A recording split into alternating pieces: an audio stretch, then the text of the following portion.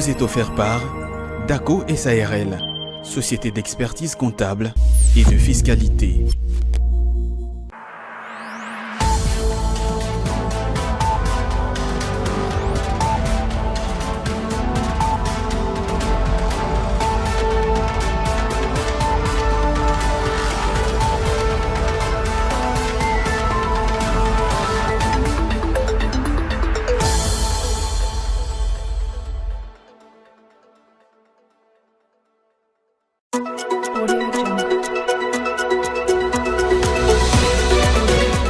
Paix et sécurité, gage de la promotion de l'emploi, c'est le thème international retenu cette année pour la célébration de la journée du travail.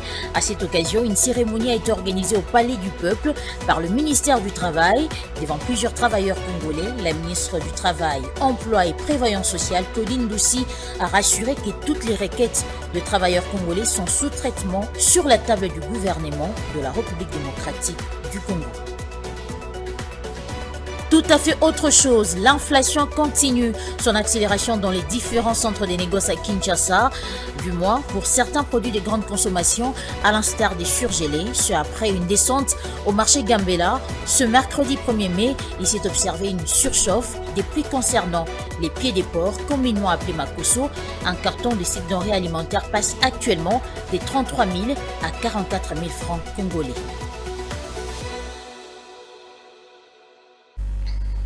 Très ravi de vous retrouver pour ce nouveau journal, mesdames et messieurs, bienvenue à tous. Avec comme thème international, paix et sécurité, gage de la promotion de l'emploi. La RDC a célébré la journée internationale du travail au cours d'une cérémonie organisée au Palais du Peuple, avec comme thème national, promouvoir l'emploi et le travail décent dans un monde en mutation. Devant plusieurs travailleurs congolais, la ministre du Travail, Emploi et Prévoyance sociale, Claudine Ndoussi, a rassuré que toutes les requêtes des travailleurs congolais sont sous traitement sur la table du gouvernement. Claude Kongoué et Diboma pour...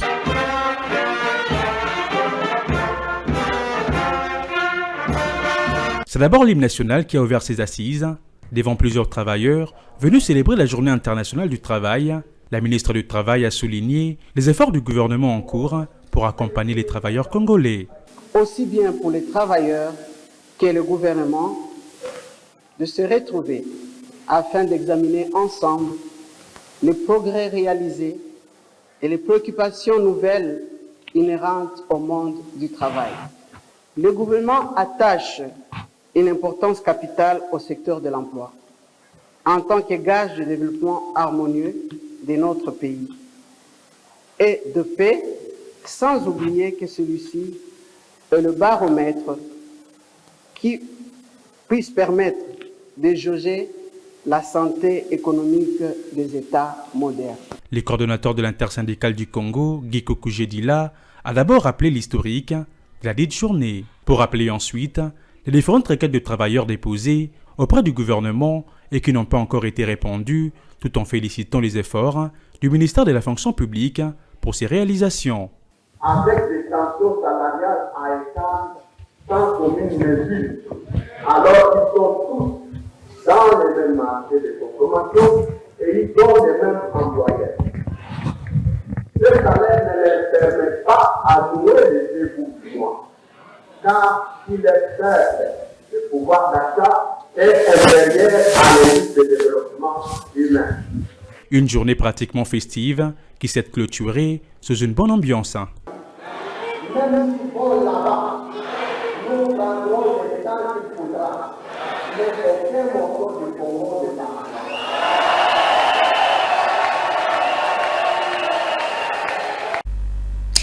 Quelques participants à cette célébration de la Journée internationale du travail au Palais du Peuple ont salué les efforts actuels du gouvernement congolais qui visent à améliorer les conditions de vie de travailleurs, bien que plusieurs aspects restent à corriger. Ils saluent en outre l'optimisme de la ministre du Travail. Écoutez.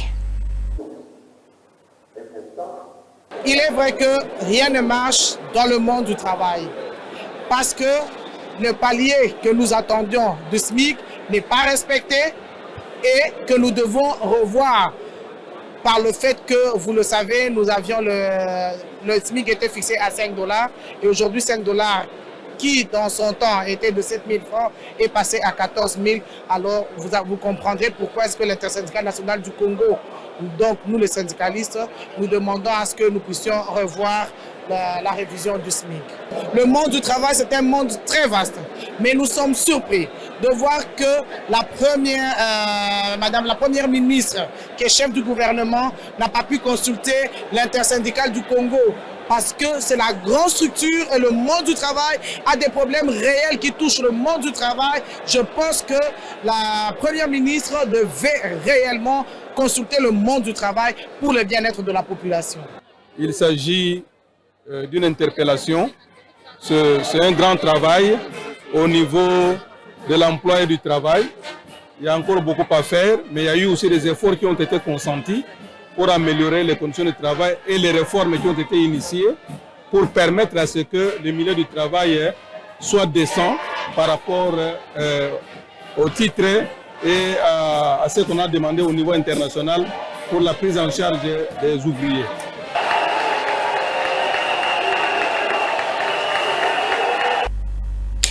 À l'initiative de leur syndicat, les agents et cadres de l'Agence congolaise des grands travaux s'y sont rassemblés ce mercredi 1er mai au restaurant du Pullman Hotel de Kinshasa pour célébrer la fête du travail.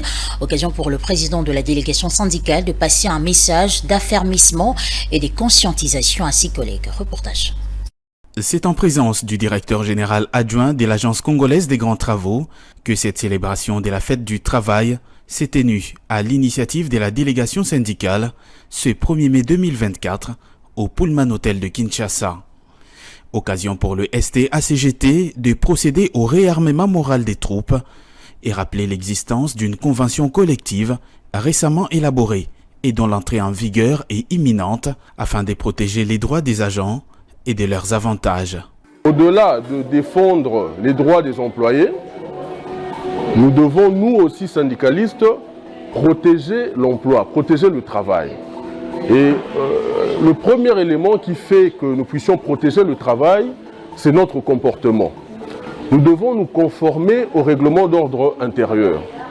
Parce que si on ne se conforme pas au règlement d'ordre intérieur, en fait, on s'expose à des sanctions. Et imaginez la sanction la plus grave qui soit un licenciement.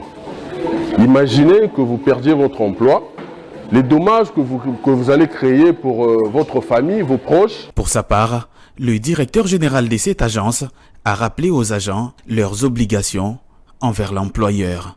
En tant qu'agent, vous avez vos droits, mais il n'y a pas que des droits. Il y a aussi des devoirs. Il y en a beaucoup, des devoirs. Mais je ne voulais pas citer tous les devoirs en tant qu'agent et pas tous les droits. Mais entre autres, un seul devoir que je voulais souligner, c'est ça. Ne sciez jamais l'arbre sur lequel on est assis. Protégez votre travail. Protégez-le. C'est l'avenir de vos enfants. Le syndicat des travailleurs de l'Agence congolaise des grands travaux s'engage à travailler davantage pour la protection des droits et des avantages des agents de cette structure étatique.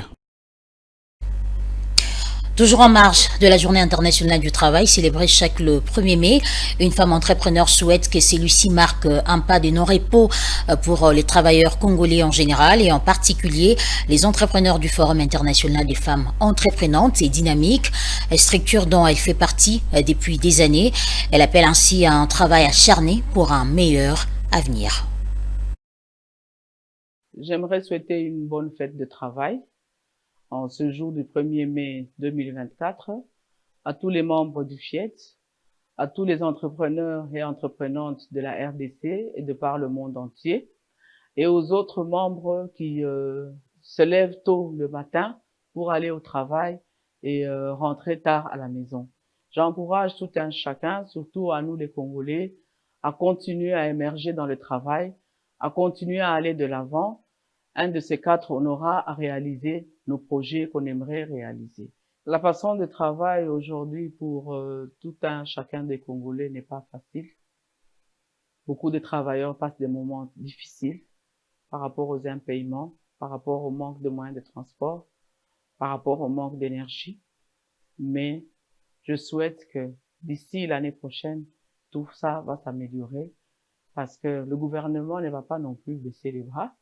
Surtout que pour le moment, nous avons à la tête une forte dame qui va nous amener à nous mettre debout, qui va nous amener à ce que les travailleurs puissent avoir son dû et qu'ils puissent être relevés de son bas niveau à un haut niveau. Et je bénis le Seigneur pour cette journée d'aujourd'hui. Bonne fête à tout le monde. Pour un Congo retrouvé, c'est le titre du premier livre de Félix Tshisekedi, président de la République démocratique du Congo, dont la cérémonie de vernissage s'est déroulée en début de semaine à Paris, où il séjournait. Cet ouvrage comporte des mots forts d'un acteur politique majeur pétri des convictions inébranlables, mais disposé à affronter la contradiction afin de dégager des compromis pour faire avancer la nation congolaise. Il contient en effet la pensée politique de Félix Tshisekedi. Suivez. C'est ici, à l'amphithéâtre du Collège de Bernard, situé en plein cœur de Paris, que de nombreux intellectuels, acteurs politiques, hommes et femmes se sont donné rendez-vous à l'occasion de la présentation de l'ouvrage « Pour un Congo retrouvé ». À travers ce livre, son auteur, le président de la République démocratique du Congo, Félix Tshisekedi, se pose en garant de la démocratie et du renouveau. Cet ouvrage se présente également comme une tentative de partager sa vision d'un Congo pacifié et prospère et de justifier les choix difficiles imposés dans un contexte sécuritaire précaire dans la partie Est. Félix Tshisekedi dénonce encore une fois les velléités prédatrices dont est victime son peuple depuis près de 3 décennies.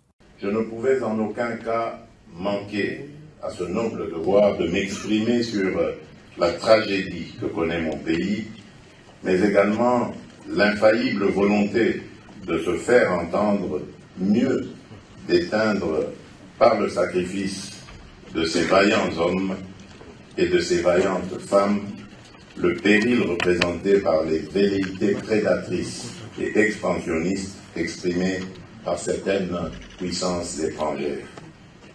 Mon pays fait face, comme vous le savez, à une agression lâche et barbare fomentée par des puissances extérieures en violation du droit international, auquel vient s'ajouter l'activisme de forces négatives étrangères et nationales, particulièrement à l'est de notre République. Pour un Congo retrouvé a été baptisé par Yasmine Benguingui, femme des cultures et ancienne ministre française.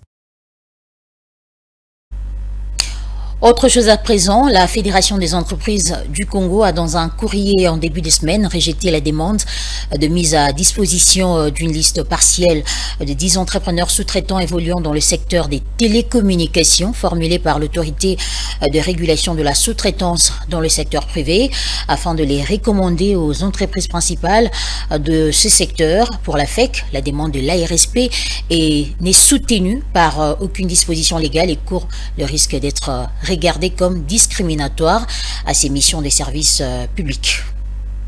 Tout en acquisant la réception, la Fédération des entreprises du Congo a annoncé qu'elle ne peut réserver une suite favorable à la lettre du 24 avril de l'autorité de régulation de la sous-traitance dans le secteur privé, lui demandant de fournir une liste partielle des 10 entrepreneurs sous-traitants dans le secteur des télécommunications afin de les recommander aux entreprises principales de ces secteurs. Disons soutenir la vision du chef de l'État Félix-Antoine Tshisekedi relative à la promotion de petites et moyennes entreprises en vue de la création d'une classe moyenne congolaise, la FEC estime que toutes les entreprises œuvrant dans le secteur formel, indépendamment de leur taille et de leur appartenance à une corporation dûment reconnue, devraient bénéficier de l'opportunité qu'offre la loi numéro 17/001 du 8 février 2017 fixant les règles applicables à la sous-traitance dans le secteur privé. Selon la FEC, la demande de l'ARSP n'est soutenue par aucune disposition légale et court le risque d'être regardée comme discriminatoire et attentatoire à ses missions de service public. Du reste, elle rassure sa franche collaboration en vue d'une mise en œuvre constructive de la loi numéro 17/001 du 8 février 2017 fixant les règles de la sous-traitance dans le secteur privé en République démocratique du Congo et réitère son soutien aux objectifs poursuivis par cet important instrument juridique et ses mesures d'application. Rappelant que plusieurs corporations d'entrepreneurs accusaient la FEC de vouloir monopoliser l'accès au marché des sous-traitances et d'exiger légalement d'avoir un droit de regard sur les propositions des sous-traitants recommandés auprès de multinationales par l'autorité de régulation de la sous-traitance dans le secteur privé. Le cas le plus récent, c'est la liste des sous-traitants recommandés à Tekenfungrom et Mining par l'ARSP. Mettre en place une caisse nationale de solidarité sociale pour les médecins de Kinshasa, c'était l'objectif principal du conseil provincial extraordinaire organisé par le bureau exécutif provincial du syndicat national des médecins au cours de la soirée de mardi 30 avril. Profitant de cette occasion, le secrétaire exécutif provincial de cette organisation syndicale a présenté le partenaire devant accompagner le projet CASOMED auprès des sectionnaires et des délégués syndicaux de cette structure. Osé Kabamba et Pichunzita pour le reportage. Ils étaient près d'une cinquantaine de sectionnaires venus de 4 coins de la ville de Kinshasa pour prendre part à ces conseils extraordinaires organisés par le bureau exécutif provincial du SINAMED Kinshasa. Après la présentation du projet CASOMED par le secrétaire exécutif provincial du syndicat national de médecins, Dr Patrick Boloko, ainsi que de l'agence d'assurance Afrissure, partenaire devant accompagner le dit projet, le délégué syndicaux se sont livrés à une séance de questions-réponses avec le secrétaire exécutif provincial du SINAMED et le directeur général d'Afrissure. Au terme des échanges, Dr Patrick Boloko a convié ses affiliés à prendre part active à la tournée qui sera organisée dans les prochains jours afin de vulgariser et d'inciter le médecin à participer massivement à ces projets. Le bureau exécutif provincial du Syndicat provincial de Kinshasa, faisant du bien-être social des médecins quinois son cheval de bataille, organise une caisse de solidarité de médecins CASOMED en sigle. À l'issue de ce conseil provincial du 29 avril, avec la participation de son partenaire Afrissure, invite tous les médecins de la ville-province de Kinshasa, membres effectifs ou sympathisants, d'assister à la tournée qui sera organisée dans vos sections à partir du deuxième quinzaine du mois de mai jusqu'à la fin du mois de juin, afin de vulgariser et d'organiser l'adhésion à la CASOMED ainsi qu'à Afrissure. Lancé d'abord à Kinshasa, le projet CASOMED pourra prochainement s'étendre dans d'autres provinces du pays. Et pour terminer, l'inflation continue son accélération dans les différents centres de négoce à Kinshasa, du moins pour certains produits à l'instar des surgelés. Après une descente au marché Gambela ce mercredi 1er mai, il s'est observé une surchauffe des prix concernant les pieds de porc, communément appelés makoso. Un carton de cette denrée alimentaire passe actuellement des 33 000 à 44 000 francs congolais. Regardez. Malgré la tendance baissière du rythme de formation de prix, tel qu'annoncé par la Banque centrale du Congo à travers sa note de conjoncture économique au 19 avril, la réalité sur terrain est toute différente. Ce concernant du moins le surgelé à l'instar des pieds de porc. Les prix de cette denrée de grande consommation à Kinshasa accusent une embellie. D'après les constats faits sur place, il se révèle qu'un carton de ce produit se négocie actuellement à 45 000 francs congolais, revenant il y a peu à 33 000 francs congolais, soit une augmentation de 12 000 francs congolais. Cette situation n'a pas laissé indifférents les commerçants.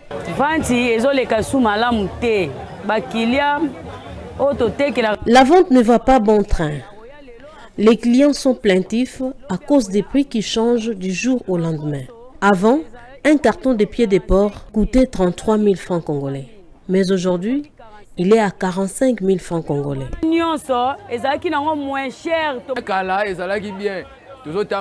Bien avant, le produit surgelé se vendait à un prix abordable et la clientèle était de qualité. Mais aujourd'hui, tout est différent. Nous espérons que le nouveau gouverneur apportera des changements positifs dans le social des Congolais et en particulier des Quinois. Dans la liste de ces produits dont les prix s'est affiché à la hausse, figurent également les côtisses de porc avec une hausse de 20 000 francs congolais. Le carton de ce produit est passé de 100 000 francs congolais à 120 000 francs congolais. En dépit de cette difficulté, les commerçants restent confiants et attendent beaucoup du prochain gouvernement qui sera incessamment mis en place.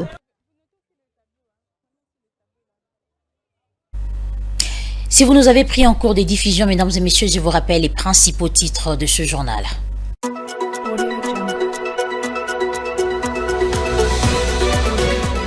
Paix et sécurité, gage de la promotion de l'emploi, c'est le thème international retenu cette année pour la célébration de la journée du travail. À cette occasion, une cérémonie a été organisée au Palais du Peuple par le ministère du Travail. Devant plusieurs travailleurs congolais, la ministre du Travail, Emploi et Prévoyance sociale, Claudine Doucy, a rassuré que toutes les requêtes de travailleurs congolais sont sous traitement sur la table du gouvernement de la République démocratique du Congo. Tout à fait autre chose, l'inflation continue son accélération dans les différents centres des négoces à Kinshasa, du moins pour certains produits de grande consommation, à l'instar des surgelés, ce après une descente au marché Gambela. Ce mercredi 1er mai, il s'est observé une surchauffe des prix concernant les pieds des porcs, communément appelés makosso. Un carton de cette denrée alimentaire passe actuellement des 33 000 à 44 000 francs congolais. Et voilà, c'est la fin de cette session d'information, mesdames et messieurs. Merci à vous de nous avoir suivis. Au revoir.